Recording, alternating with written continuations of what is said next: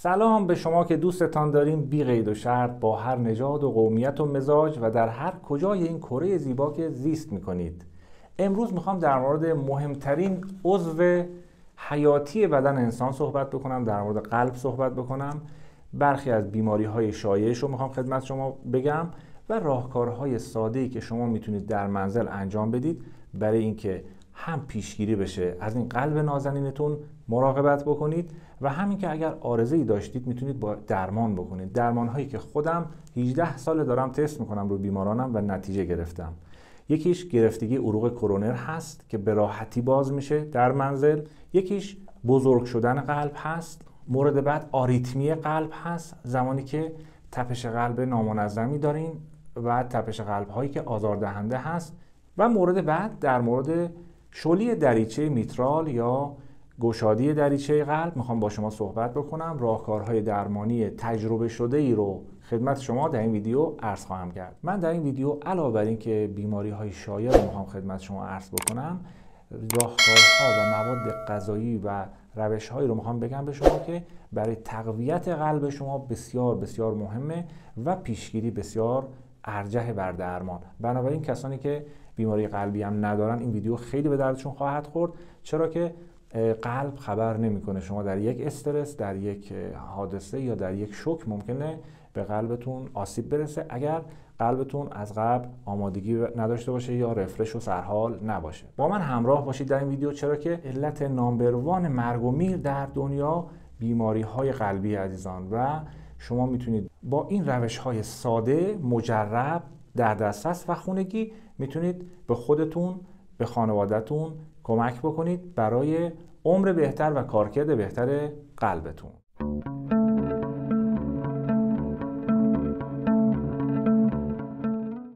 بیماری اولی که میخوام بگم خدمت شما بیماری گرفتگی عروق کرونر هست که ممکنه در اثر افزایش چربی خون، قند خون، استرس ها این گرفتگی ها ایجاد بشه. عروق کرونر عروقی هستن که بافت قلب ماهیچه‌ای رو تغذیه میکنن و خیلی هم شایع هست گرفتگی این عروق.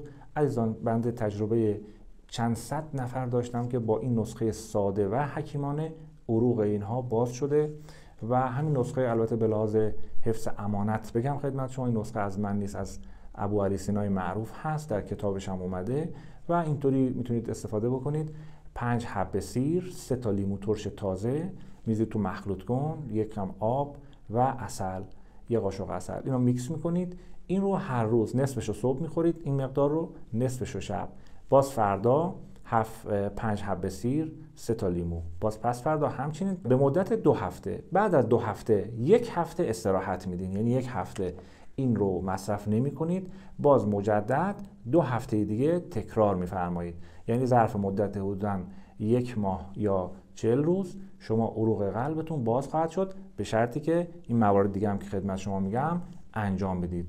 و من در این ویدیو میخوام اون چیزهایی که برای قلب خوب هست، مفید هست، چه برای اونهایی که گرفتگی عروقشون واضحه، چه برای اونهایی که گرفتگی عروقشون نامشخصه. بعضیا نمیدونن گرفتگی عروق دارن، تا 1% عروقشون رسوب داره یا گرفته هست یا تنگ هست. این نسخه رو میتونید و این دستورها رو میتونید انجام بدید، هم برای پیشگیری و هم برای درمان. عزیزان توجه بفرمایید، ضمن اینکه این 1 ماه رو انجام میدید، در طی این 1 ماه برای رفع گرفتگی عروقتون بهتره که فرآوردهای حیوانی و موادی که خون رو غلیظ میکنن استفاده نکنید. از گوشتی، لبنی استفاده نفرمایید، فقط غذاهای گیاهی مصرف بکنید. البته اگه گرفتگی ها شدید بود، من توصیه‌ام اینه که خام گیاهخواری بکنن افراد و غذاهای 95% مواد غذاییتون خام باشه. این خیلی کمک میکنه به سرعت درمان شما عزیزان. ضمن اینم دقت کنید، من توصیه که میکنم به این معنی نیست که شما به متخصص مراجعه نفرمایید، به روش‌های طب نوین مراجعه نفرمایید. خیر، مواردی که ما میگیم مکمل هست، کمک کننده هست و شما میتونید این روش‌های ساده رو ابتدا انجام بدید. بعد اگه نتیجه نگرفتید میتونید مراجعه بفرمایید برای روش‌های طب نوین، از آنژیوگرافی، از جراحی و کارهایی که لازم بود. ولی این توصیه های ما در واقع توصیه هایی هست که مجربه و شما میتونید قدم اول اینا انجام بدید، چون خوردن این مواد غذایی سیر و لیمو و عسل هیچ عارضه‌ای برای شما نخواهد داشت و شما میتونید به راحتی تست بفرمایید. نسخه کامل این گرفتگی رگ رو من در یک ویدیو جداگانه هم گذاشتم، میتونید مراجعه بفرمایید و ببینید.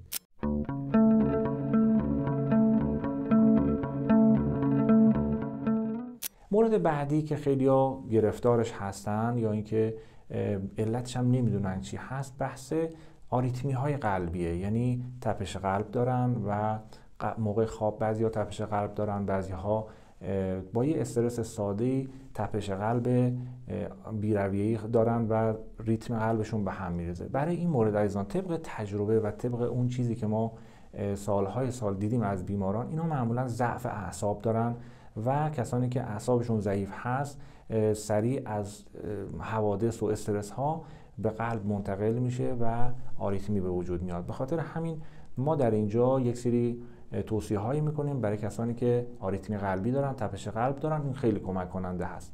اول اینکه از عطرهای طبیعی و مفرح و آرام بخش استفاده بفرمایید، خیلی خوبه، خصوصا شب موقع خواب، خصوصا از گل‌های طبیعی مثل گل مریم، گل نرگس، همین گل‌هایی که معطر هستن و طبیعی هستن استفاده بکنید، در اتاق خوابتون بذارید و نفس عمیق بکشید. این باعث تقویت قوه مغز و قلب شما میشه.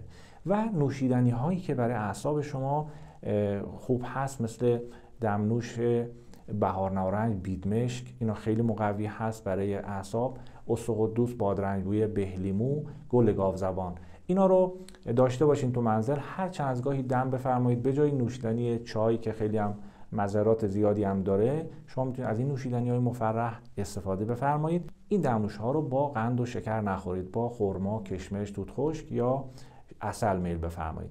و مورد بعد برای کسی که آریتمی قلبی داره، اگر آریتمی قلبیتون شدید هست و بعضی وقت قلب حالت PAT بهش میگن، PAT پیدا میکنه و میلرزه و ضربان میره حدود 200 بالای 200 در دقیقه، که در این مورد ما توصیه‌مون اینه که این افراد یه حجامت عام انجام بدن، حجامت از بین دو کتف زیر نظر متخصص طب سنتی انجام بدن و بعد از 2 هفته که از حجامت گذشت، اگر موردشون حاد بود یعنی آریتمی قلبیشون شدید بود، رد حجامت میتونن از زالو استفاده بکنن و میتونن از هریدوتراپی یا زالو درمانی استفاده بکنن و اون رد حجامت رو 2 هفته بعد زالو بندازن. این کار مریضانی داشتم که بعد از 10-15 سال مشکلات متعدد قلبی با یک مرحله این کار رو انجام دادن، کاملا آریتمی قلبیشون بهبود پیدا کرد. پس این هم روش بعدی، ضمن اینکه در حینی که این دستورالعمل‌ها رو انجام میدید بایستی رژیم غذاییتون رو رعایت بفرمایید. و چیزی که این آریتمی قلبی رو افزایش میده، مصرف مواد غذایی غلیظ کننده خون هست، مثل چربی ها، مثل چای، مثل پنیر، مثل قهوه. اینا به شدت برای قلب مضر هستن. کسانی که آریتمی قلبی دارن، تپش قلب دارن، ها حتما بایستی ویدیو ممنوعات ما رو ببینید، اونا رو در مدت کوتاهی حذف کنید و ریتم قلبتون به حالت نرمال برخواهد گشت به راحتی.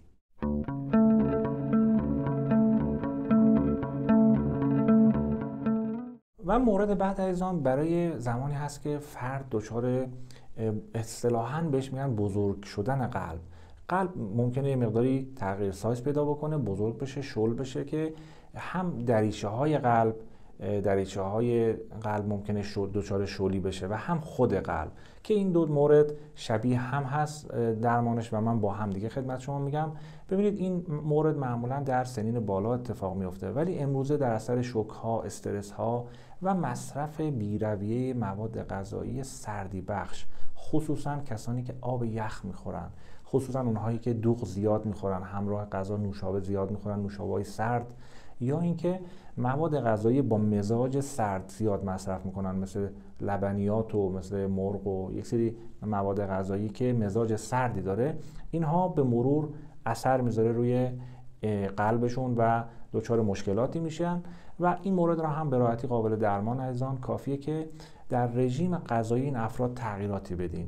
و ما اون چی که به تجربه بهش رسیدیم این بوده که صبحانه و شام خیلی مهمه برای قلب و عروق و بایستی گرمیجات در صبحانه و شام این افراد مصرف بکنن، خصوصا خرما، کنجد، در وعده غذایی شامشون یک نعلبکی کنجد استفاده بکنن، کنجد خام چند تا خرما و میوه، دیگه نون نخورن، هیچ پختنی نخورن و میتونن چند تا دونه زیتون هم استفاده بفرمایید. این سبک غذا خوردنشون رو به مدت 40 روز رژیم غذایشون همین باشه شبها، یا اینکه ارده استفاده بکنن، چند تا قاشق ارده کنجد رو میتونن استفاده بکنن و این رو یا صبح استفاده بکنن یا شب که یه مقداری گرمی به تن بده و در طی این مدت غذاهای ممنوعه رو نخورن، غذاهایی که سردی بخش هست نخورن، لیمو ترش خصوصا آب لیمویی که آب لیموهای بازاری مونده ضعف قلب میده، در این افراد نباید استفاده بکنن و این افراد بایستی در طول این مدت آرامش بیشتری داشته باشن، رژیم غذاییشون هم گرم باشه، از موادی مثل زعفران استفاده بکنن. در طب سنتی عزیزان به زعفران میگن رساننده دارو به قلب، یعنی زعفران خواص بسیار خوبی داره برای قلب، علاوه بر اینکه خون رو رقیق میکنه، نقش آسپرین داره، گرم کننده هست، نشاط بخشه و هر چیزی که برای اعصاب مفید باشه عزیزان به نوعی برای قلب هم مفیده، چون آرامش اعصاب با عملکرد قلب ارتباط مستقیمی داره. این ترکیب برای قلب فوق العاده عالی هست، حتی کسانی که سالم هستن این ترکیب رو استفاده بکنن. ترکیبی از زعفران، مقداری زعفران، به یا سیب رنده بکنن، به باشه بهتره، و کمی گلاب، کمی عسل و کمی روغن زیتون. این ترکیب رو میکس بکنید و به عنوان یک دسر یا یک میان وعده سر شب یا ابتدای صبح نوش جان بفرمایید. این مقویات قلب رو داره، خیلی عالی هست. عزیزان مطالبی که در این چنل خدمت شما عرض میشه مطالبی هست که نتیجه 18 سال تجربیات بنده هست و تیمم و شما میتونید روش حساب بکنید. مثل سایر چنل ها نیستش که کپی بکنن از اینترنت و اینها یک سری مطالبی که خودشون تجربه ندارن بیارن و بگن. این مطالب مجربی هست که جون خیلی ها رو نجات داده. بنابراین شما اگه دوست دارین جزو تیم ما باشید، با کامنت خودتون، با اشتراک گذاری این چنل به گروه های خانوادگیتون میتونید به سلامتی جامعه کمک بکنید، به هم نوعان خودمون کمک بکنیم. بنابراین کامنت های پرمهر شما و نام شهراتون هم که میبرید خیلی به ما انرژی میده. ممنونیم از شما.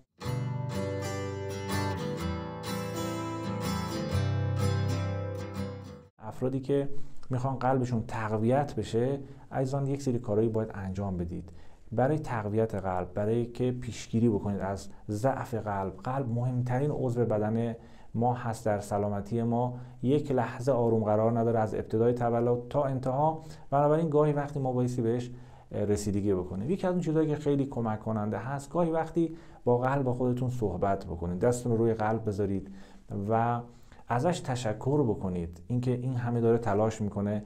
این از لحاظ علم متافیزیک و انرژی درمانی که یک رشته خاصی هست خیلی میتونه اثر خوبی داشته باشه و گاهی وقتی ضربان قلبتون رو گوش بدید. این آرامش هایی که ما میتونیم برای خودمون ایجاد بکنیم، گاهی وقتی از این آرامش ها و این انرژی ها کمک برسونیم به قلبمون. هر چیزی که اعصاب ما رو آرام بکنه، آرامش به ما بده، عملکرد قلب ما رو بهتر خواهد کرد. بنابراین رفتن به طبیعت، استفاده از تکنیک مکس که از یکی از اساتید خوب هست، گاهی وقتی فکرتون رو خاموش بکنید، به هیچی فکر نکنید، اجازه ندید هیچ نگرانی از آینده، هیچ قصه از گذشته روی شما اثر بکنه. خاموش بکنید همه چیز رو و در ذهنتون به یک استراحتی برسید. این استراحت دادن ها به مغز کمک میکنه به قلب شما. ما متاسفانه در شرایطی داریم زندگی میکنیم که گوشی ما پر اخبار منفی هست، رسانه ها و شرایط اجتماعی طوری هست که استرس ها خیلی زیاد هست. بنابراین به خاطر همین بیماری های قلبی عروقی هم افزایش پیدا کردن. عزیزان برای بهبود عملکرد قلب ما به ورزش نیاز داریم، ورزش مناسب، نه ورزش با استرس. الان خیلی ها میرن ورزش و تو مسابقه و اینها بیشتر به قلب فشار میاد. یعنی در واقع ورزش با آرامش اعصاب برای قلب و عروق مفید هست. ما به اکسیژن نیاز داریم. اکسیژن برای قلب بسیار خوبه، برای قلب و عروق بسیار لازمه. افرادی که دموی مزاج هستن، افرادی که گرم مزاجن و افرادی که ویژگی‌های مزاج شناسی رو در ویدیوی مربوطه گفتم نگاه کنید، مزاجتون تشخیص بدید. افراد دموی مزاج اینها در فصل بهار اگه یه حجامتی انجام بدن خیلی خوبه، کمک میکنه بهشون، به قلبشون، به سلامتی قلبشون کمک میکنه. و سعی بکنید از مفرحات قلب در برنامه‌های غذایی خودتون استفاده بکنید. خصوصا فصل انار، آب انار زیاد مصرف بکنید. انار ناشتا، صبح ناشتا بهترین اثر رو داره، به قلب خیلی کمک میکنه. استفاده از لیمو ترش تازه در رژیم صبحگاهی بسیار کمک کننده هست. استفاده از سرکه و سرکه انگبین برای پاکسازی قلب و عروق بسیار خوب هست و رسوبات رو پاک میکنه. خصوصا سرکه رو چطور مصرف بکنید باز در ویدیوی مربوط به سرکه گفتم خدمتتون. از سرکه حتما در برنامه‌های غذاییتون استفاده کنید، خصوصا کسانی که قند و چربی دارن. با سرکه شربت‌های مختلف درست بفرمایید و میل کنید. سیر ترشی بسیار عالی هست، یکی از اون موادی که برای قلب بسیار خوبه سیر هست که کمک میکنه به رقیق کردن خون. هر عاملی که خون رو رقیق بکنه به قلب کمک میکنه. هر عاملی که آرامش به اعصاب بده به قلب کمک میکنه. کسانی که یبوست دارن عزیزان برای بیماری‌های قلبی ابتدا باعث یبوستشون رو رفع بکنن. ویدیوی گذاشتیم در مورد یبوست ببینید. یبوست وقتی هست روده ها چون در واقع سنگین پر هست فشار میاره به پرده دیافراگم، هل میده سمت بالا و افراد احساس تنگی نفس دارن، احساس میکنن قلبشون خوب کار نمیکنه و اینها نفس کم میارن موقع ورزش، موقع پیاده روی. اول از همه برای درمان هر بیماری خصوصا بیماری قلبی رفع یبوست بکنید و بعد برید سراغ داروهای خونگی ساده مثل همین چیزایی که گفتم، مفرحاتی که برای قلب هست، چیزایی که مقوی هست برای قلب. از بین سبزیجات عزیزان کدو بسیار برای قلب عالی هست. کدو، سیب، به، گلابی اینا همه برای قلب خیلی خوبه، در برنامه‌تون داشته باشین. جعفری، کرفس، لیمو ترش تازه، لیمو شیرین یکی از اون داروهای فوق‌العاده‌ای که امتحان بفرمایید. زمانی که کسی قلبش درد گرفته شما کافیه یه لیوان آب لیمو شیرین بهش بدید، بلافاصله احساس سبکی میکنه. آب لیمو شیرین فوق العاده است. کسانی که مشکلات قلبی دارن من بعضی وقت بهشون رژیم میدم، میگم یه صبح تا شب هیچ ماده غذایی نخورین، فقط لیمو شیرین میل کنید. یعنی مثلا 5 کیلو 10 کیلو لیمو شیرین رو بگیرید، آب لیمو شیرین رو استفاده بکنید، خون رقیق میشه و کمک میکنه به قلب. این نکاتی هست که عزیزان برای قلب شما فوق العاده عالی هست. و اون چه که دشمن قلب شما هست اول از همه استرس، دوم روغن‌های نباتی، روغن‌های گیاهی که از پالم تهیه میشه، از مواد چسبناک و مواد غیر خوراکی در واقع تهیه میشه. ویدیو روغن ما رو ببینید، من توضیح دادم. علت این که این همه بیماری‌های قلبی زیاد شده، یکی از علت‌های اصلی و در واقع یکی از مجرمین اصلی بیماری‌های قلبی همین روغن‌های صنعتی هست که متاسفانه به دلیل سودجویی بعضی از شرکت‌ها و کارخانجات مردم دارن استفاده میکنن و دارن بیمار میشن و عمرشون کوتاه میشه. بنابراین از روغن زیتون استفاده بفرمایید که دوست قلب هست. نمک عزیزان، نمکتون رو حتما اصلاح بکنید، نمک‌های ارگانیک استفاده بکنید. ویدیوی نمک ما رو ببینید. نمک‌های تصفیه شده برای قلب خوب نیست. شکلات‌های کاکائو زیاده رویش برای قلب مضره. غذاهای سرخ کرده برای قلب مضره. چای 100% مضره برای قلب. و زولبیا و بامیه، این چیزایی که روغن و شیرینی رو با هم ترکیب میکنن و از شکر سفید استفاده میکنن و روغن‌های مضر، اینها دشمن قلب هستن. قهوه هم عزیزان بسیار برای قلب مضر هست. کسانی که زیاد استفاده میکنن به دلیل غلظتی که ایجاد میکنه. قهوه خشک میکنه بدن و این خشکی در واقع در اصطلاح طب سینوی سودازا هست. قهوه، چای سودا رو زیاد میکنه و سودای زیاد خوب نیست. بنابراین هر چیزی به اندازه باید استفاده کرد. کسانی که هر روز چندین فنجان قهوه میخورن، چای میخورن، قطعاً به قلب آسیب خواهد رسید. یه نکته هم بگم خدمت عزیزانی که میگن شام نخورید.